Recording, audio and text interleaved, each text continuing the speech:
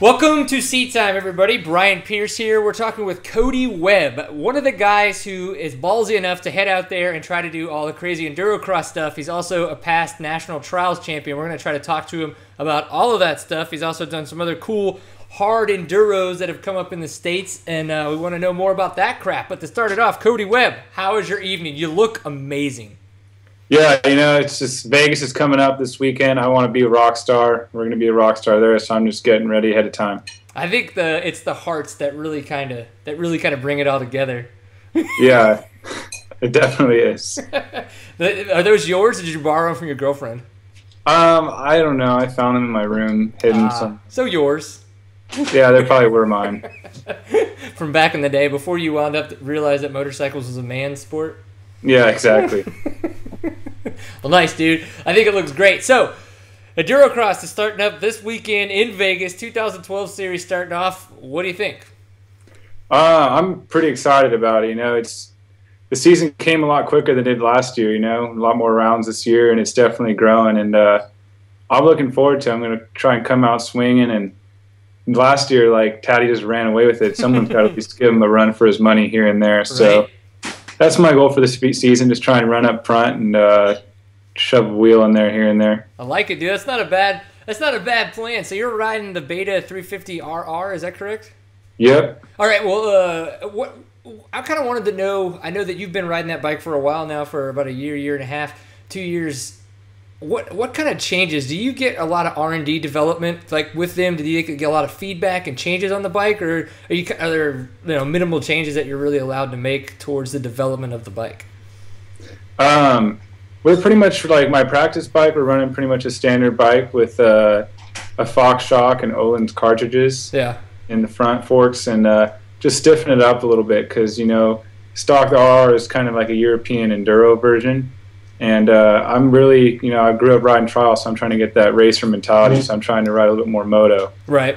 So we're stiffening it up and taking out the battery and all that stuff to kind of make it a little more moto. And the race bike, we've actually done a lot of R&D on that, and Tim Pilge, the importer at Beta, he's last year and this year he's converted my bike to a 2-speed, and so it's a 2-speed tranny. Wow. And I think this year we've shed a little over 20 pounds off my bike, and that definitely, like from riding my practice bike and then I hop on the race bike, it's a whole new machine on race day. That's like swinging with donuts on your bat before you go up, and then all of a sudden you got 20-pound lighter bike. Man, that's pretty awesome that you guys were able to drop that much weight. How does that 2-speed transmission work for you? I mean, is it kind of like third and fourth on a trials bike where there's it's still kind of torquey versus high speed kind of a deal, or? Yeah, it's actually just your normal first and second, and then we just have to play with gearing. Yeah, I mean, I've ridden a couple of the world enduros indoor enduros in Europe, and over there we run a 3-speed, but that's because the tracks are kind of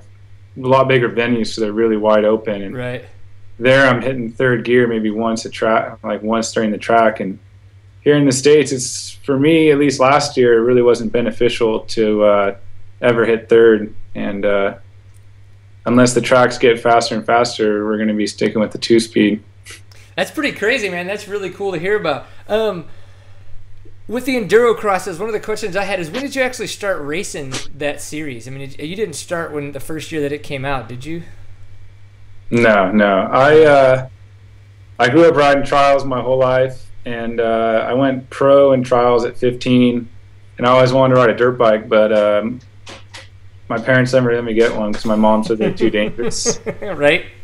Even though I was hopping up on rocks and all that kind of stuff, which everyone thinks is a lot kind of gnarlier than what dirt bikers do. But when I was 19, I think, I'm 23 now. When I was 19, I bought my first dirt bike, KTM, about 2 weeks before the final Vegas round in 2008, I think. So 2008 Vegas was my first ever Endurocross, and I almost made the main event. I only had a bike for 2 weeks. That's awesome. So you never actually even competed in the trials class that they had. You just went straight to a big bike. Well, the year before I did trials class, the trials cross thing, and then when the dirt bikes and trials bikes were still allowed to race together. And back then, they used to like fill the water hole so deep, I was just drowning my bike out every lap. It couldn't handle it. So I instantly realized that riding the trials bikes was not fun, and we weren't allowed to race with the big bikes anymore. And it was a lot more exciting for me to race with the big factory, big name guys, you know. Yeah, so, for sure. And I wanted a dirt bike my whole life, and you know, Endurocross was a great way to get my foot in the door into off-road racing from riding trials my whole life. That's pretty sweet. Do you ever get to rub that in your mom's face? I mean, not in a completely mean way, but at least kind of like, come on, seriously? Yeah, like, come on, like, obviously it worked out for me. Should have got me one earlier. I'm pretty awesome, Mom. We could have had this stuff paid for a lot earlier. Cool. So we've talked a little bit about the national trials. You know that you ride a lot of the national trials competitions, but you are a past national trials champion. I believe it was 2010 that you won. Is that correct? Yep. And then the 4 years before that, you know, you kind of had some issues coming out as a runner-up a lot there. You made a big change, though. I mean, you were on gas a lot and then went to the beta. Is that correct at that time? Yeah. Let's see. So I was on Sherco for a long time. Okay. And I think the end of 2006, Jeff Aaron had won 10 national trials championships. Yeah. Like, he was the man there for a while. And his last year before retiring, I last round I was able to finish second in the series, and I felt like I was going to be the next guy in line to try and take off on my own string of championships. Yeah. But another kid from Wisconsin, Pat Smage, who many people saw on America's Got Talent, yeah. All of a sudden he popped out of nowhere with mad skills, and he beat me straight up 3 years in a row. I just had nothing for him, and I rode a 4-stroke for 2 years in a row, and the 4-strokes in trials, unless you have all the R&D and money like the big World Factory guys, you're not going to have a bike that's as competitive. Just in trials, it's not like motocross. Right. You know, you need that light, snappy motor.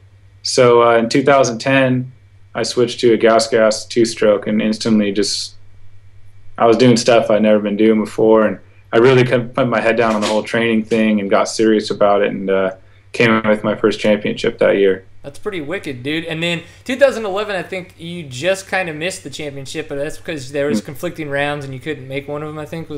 But you're going to be able to make them all this year, right? Yeah, I'll make them all this year. And last year, you know, it's hard just to do so much. You want to do so much for Endurocross, but at the same time, you still have to back it up and ride trials and vice versa. So it might actually be easier if I was doing, like, say, the Endurocross Series and then National Enduro Series, you know, because I'm on the same bike all year. But right now I'm going back and forth, and you don't see anyone else really doing something like that. And it's not, you know, it's hard to be at the top level for each sport and put the time in on each bike to be up there. I can only imagine it, because it seems like you even said you've been practicing a lot more moto. You've kind of been motoing your bike out, you know, for the Endurocross to kind of, you're trying to get that maybe that top speed aggression.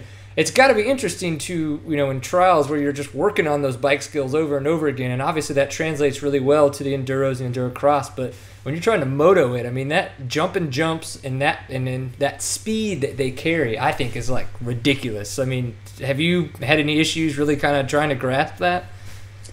I feel like I've definitely been gaining my speed quite a bit, and you know, I think the races for me this year, you know, the jumps aren't too gnarly in Endurocross, but it's going to be, for me, it's just trying to carry that speed out of the corner as hard as, say, like Mike Brown is. That guy is charging the whole freaking time, you know. So I really got to work on being fast out of every corner and into every corner, because I know how to ride the obstacles. So as long as, you know, I keep my aggression on the obstacles and not make mistakes there, and I can really put the hammer down the rest of the course, it'll definitely help out. And like, say, when I'm riding moto, I'm definitely not scrubbing anything, because that's scary.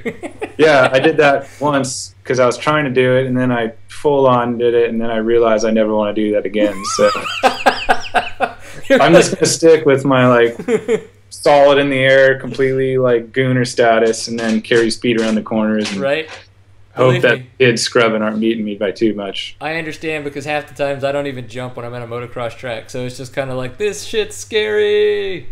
Yeah, so. It definitely is. Well, is there anything? So if when you go to Vegas, when are you going to show up? When do you get there? You get like Thursday or? Yeah, I'll be showing up Thursday to Vegas, and just spend all day driving down there and kind of relax Thursday night and take it easy and maybe sneak in, see if I can look at the track or not. But they probably won't let me. Well, if you go gamble, can we have half your winnings? Oh, well, it depends on if I win or not. I like it. Well, or how much I win too. That's true. I mean, what's 50 cents going to get me, right? Yeah, exactly. Yeah, I know. Well, not very far. Not that. Well, that's pretty cool. You get the drive-in, man. I would have to fly in, and it costs all kinds of crazy money. So obviously, I'm not going to be there. But are you going to go check out the Supercross finale on Saturday night? Yeah, I'll be there. I mean, I have to be there. Every year I've gone to Vegas because I'm actually still like a college student. So the race is Saturday night, and then I have to get back home Sunday to be ready for school on Monday. Yeah. And this is the first time I actually get to go down and experience Vegas for at least one day, and then Supercross just happens to be the next day, so there's no way I can miss that. So yeah, I'm definitely excited. It's unfortunate a lot of the top runners are out of the series right now, but I mean, it'll be good because it opens up the doors for all the other guys too. Yeah, I like to see Andrew Short get his first win, in Seattle, and then kind of see Dungey come back this past weekend and ride really well. What did you think about the whole Tomac and Wilson thing with the lights east or lights west? Yeah, that was definitely a good, fun race for everyone to watch, except for Wilson. Yeah. And all the Cali guys. But, he kind of pushed Tomac wide twice, and once is understandable, but twice when he kind of pushed him off the track, and somehow Tomac saved it off in the plywood or whatever. Right. I knew something was going to happen, and I think Wilson probably could have let off because he knew Tomac was going for the inside, yeah. But those guys are battling for a championship, man, and unfortunately Wilson went down hard and hurt himself, and now Tomac's won before even the final round. So I thought it was great racing, man. It was exactly what it was. Those guys were just going for a championship, and some of the stuff happens and it happens. So, but it was really good racing. One of the things that's coming up too this year is going to be the TKO, the second annual event of that. It'll be the second one. You got second place last year. This is the Tennessee Knockout for those who have absolutely no idea what the TKO is, except for something with Mike Tyson and a punch. Yeah. But, so what did you think of that event? They called it America's Toughest Enduro and all that stuff. Maybe they forgot that Last Man Standing was probably tougher. But, what did you think of that event? And then you're invited to come back this year? Are you going to come? What's the plan? I'll definitely be back this year, and it's a fun race, but it wasn't quite what I was expecting. I was expecting America's Toughest Race. I was going to be similar to one of those extreme enduros in Europe when you're pushing your whole time and your body's cramping and you can't even. You just want to cry, but you got to finish just for the feeling of it being done. And right. The TKO was fun. I liked the qualifying part of it. It was like a faster pace, difficult single track, and I felt right at home with that kind of stuff. It was really dusty, so yeah, it was unfortunate if you weren't one of the first two guys out there in the course. If you weren't Mike Brown. Yeah, there was just silt beds out there in Tennessee. I wasn't expecting that at all. But the main event was fun, but I would have liked it if it had maybe been a little bit tougher. I think there wasn't really a spot where you'd ever get stuck or have to push at all, and it was a tough race, but honestly it's more kind of physically demanding because it was 40 minutes of going as hard as you can for 10 laps on a reasonably pretty technical course, but it was still something you could race hard full bore and not have to pace yourself and worry about your bike breaking or something like that. So it didn't quite have as many other issues that a normal hard enduro would have, where say your bike's broken or you have to push and you have to gauge your energy, I guess. Huh. So have you done any of the national trials competitions on that piece of property? Yeah, I've ridden quite a bit of nationals there, and I think 2 world events. Okay, so then I would imagine that you probably know the property there very well. Do you think that they have the property to do, to make it, more technical, and as you're saying, maybe find some obstacles that really would be almost impassable, without some maneuvering? Could they, is the terrain there to step it up? Yeah, they definitely have some stuff up there that it would be ridiculous to even ride on dirt bikes, because you would ride like 5 feet at a time and then have to drag your bike up something. Like I remember a couple summers we would do this. I actually used to stay there for about 2 weeks at a time during the summers, right. And we had this one thing we'd ride called Bitch Creek. It'd take like 30 minutes just to get to the top of this thing, and that's on trial bikes when you're moving the whole time. And my whole goal on that was like every morning and every night, because we do 2 riding sessions in the day, I would start there and try and go up the whole thing without putting. Never did it. Never did? So, no. And on a dirt bike, just trying to get through that would be virtually impossible. Yeah. If there was a way maybe for them to find you to get to the top and do it as a downhill, would it work? You think it would work pretty cool? Yeah, yeah. Or is it too, I don't know if it's still too technical, but the problem with that place is like in the summer, it was when we had the race there, it hadn't rained for a while, which was pretty rare. And if it had rained like in hardly anything at all, the race would have been so much harder. Like what we had for the normal race, which I said was kind of technical, would have been virtually impossible. So the hardest part about that place is having to play it by how the weather is at the time. Right. And they probably know the terrain a lot better than we do in that sense, where they may have been kind of they were hoping for that inch of rain. Yeah, and I think, I mean, it's definitely good to have the race a little more like for qualifying, to make it simpler for the other guys who want to come in. And like people don't want to pay to ride a race and just destroy themselves and their bike, you know. Yeah. So what I would like to see maybe is if in the final main event with all like the top guys who are there to try and win the thing, to make it more difficult, and then maybe the spectators would enjoy it. You know, people getting side by side, pushing their bikes and kicking the other guy over next to him, trying to get advantage here. My line. Yeah. I noticed that Kurt Caselli was on the list for pre-entered riders. I don't know if that means I don't know if that means he's actually going to be there or not. But what would you think about that if Kurt Caselli came out there? Would you want to high five that guy? Yeah, Kurt's a funny guy, and he rode at the King of Motos thing, and down there at that extreme race they had at the King of Hammers or whatever. Right, yeah. And Kurt was just gone in the desert, like huge lead. And then in the rocks, like the guy is so fit, and you know he treats it as a job, and he knows what he's doing, and he's physically prepared, you know, for whatever's thrown at him. He manhandled that bike around, and you know he may not have the trial skills that I do, or like Graham Jarvis does, and even Kyle Redmond does. Right. But Kurt can ride a bike, and he would definitely be a threat wherever he's at. So I think it'd be awesome. I don't really want to be next to him in the first turn, I guess. Yeah, I don't know. I think just being next to him anywhere would kind of intimidate me, to be completely honest. I don't want to be at a bar next to that guy. He would probably outdrink me in fashion. I found a picture of you on your Facebook page, because of course I had to Facebook stalk you for a little bit, where you were planking on a medicine ball. How did that come about, and what was it? What was going on there?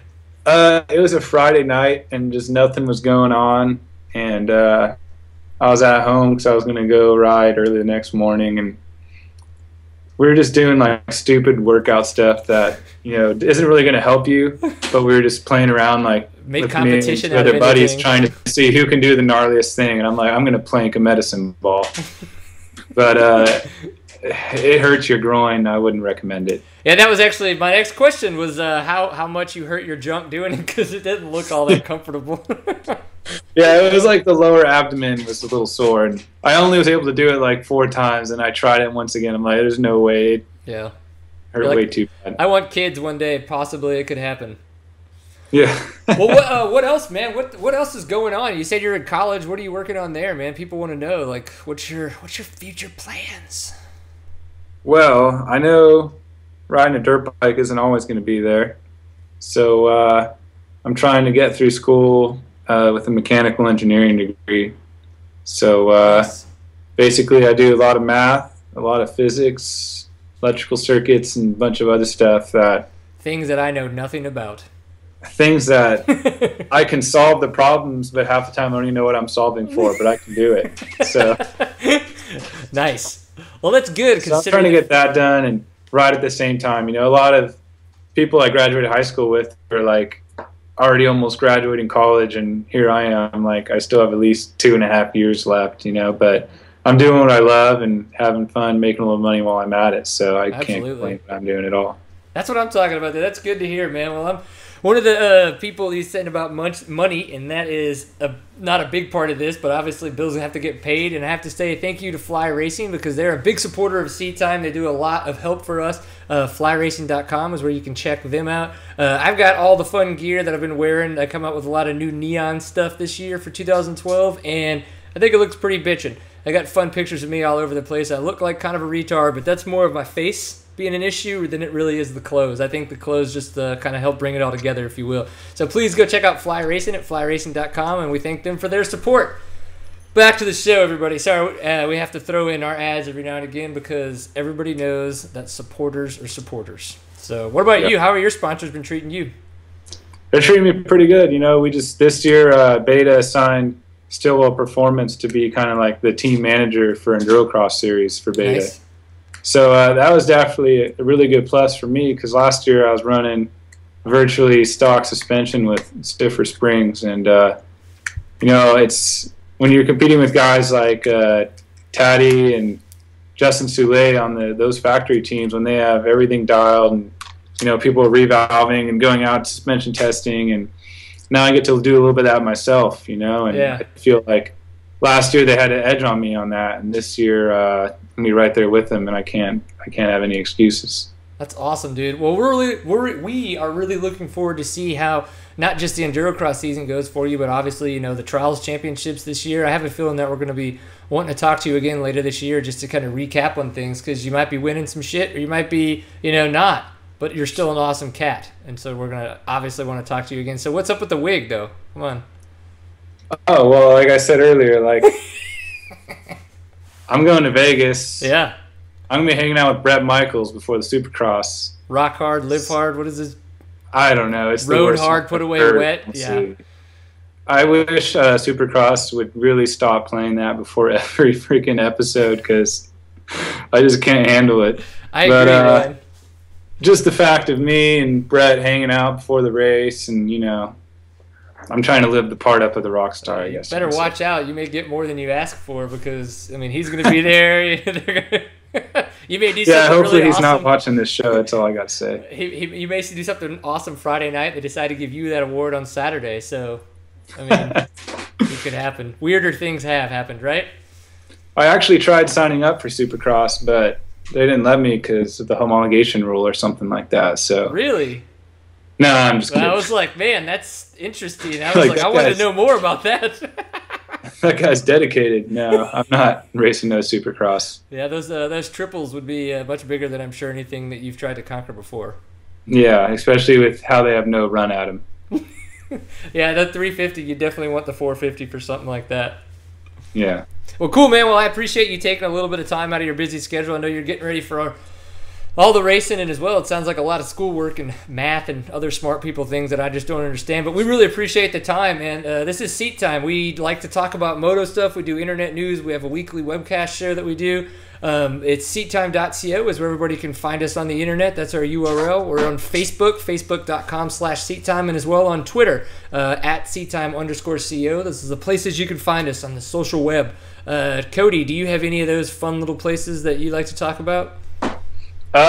Just check out AmericanBeta.com. Check out my Facebook, Cody Webb. Just got Instagram, CDub247. Nice. Follow me. I'll put up some sweet pictures. Hopefully one on top of the podium in Vegas, but that's about it. That's what I'm talking about, dude. Well, cool. Hang up really quick before we get done, but this is the end of the show. We appreciate your time. This is Seat Time. Remember, always enjoy a pint full of awesome. Peace, kids. We'll see you later. See you guys.